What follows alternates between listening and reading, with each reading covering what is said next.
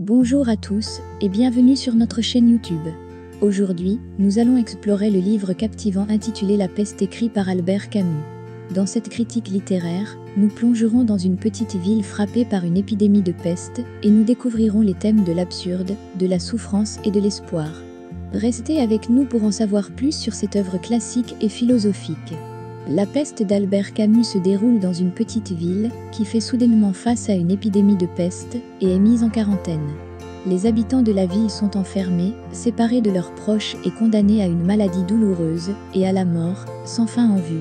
Le récit est raconté par un narrateur anonyme qui relate objectivement la séquence des événements. Nous suivons plusieurs personnages et leurs réactions face à cette infortune absurde, pour ainsi dire. Parmi ces personnages, il y a le docteur Rieux, un médecin qui s'engage à lutter contre la peste même, lorsque cela semble impossible. Il y a également le père Paneloux, un prêtre qui soutient que la peste est néanmoins la volonté divine de Dieu. Rambert, un journaliste qui souhaite s'échapper de la ville et retrouver sa bien-aimée, Tarot, un athée qui assimile la peste au mal dans le monde et s'engage à ne causer la mort de personne de son propre choix, dans sa quête de paix et de sens, et Grand, un vieil homme déterminé à écrire un roman parfait sans défaut. Bien que le livre traîne un peu en raison de son style froid et presque clinique, qui paraissait reproduire l'intention du narrateur de donner un compte-rendu impartial, il reste néanmoins très intéressant.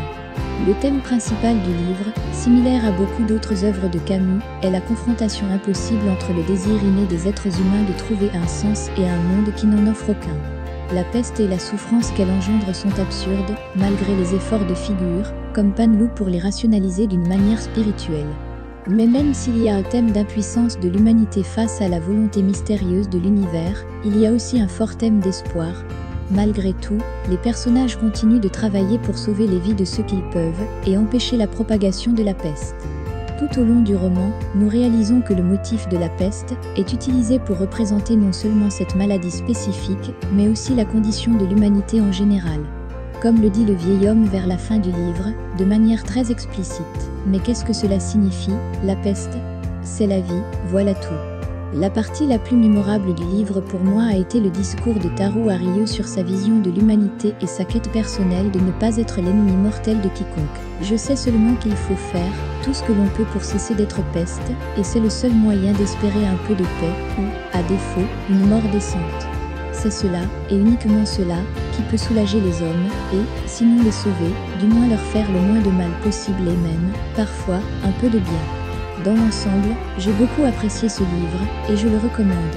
Cependant, je vous conseillerais probablement de lire L'étranger en premier, car ce livre prend tout son sens si vous avez une idée de la philosophie de Camus.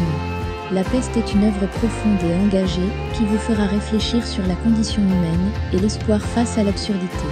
Cela conclut notre critique de La peste d'Albert Camus. N'hésitez pas à partager vos propres réflexions et expériences de lecture dans les commentaires ci-dessous.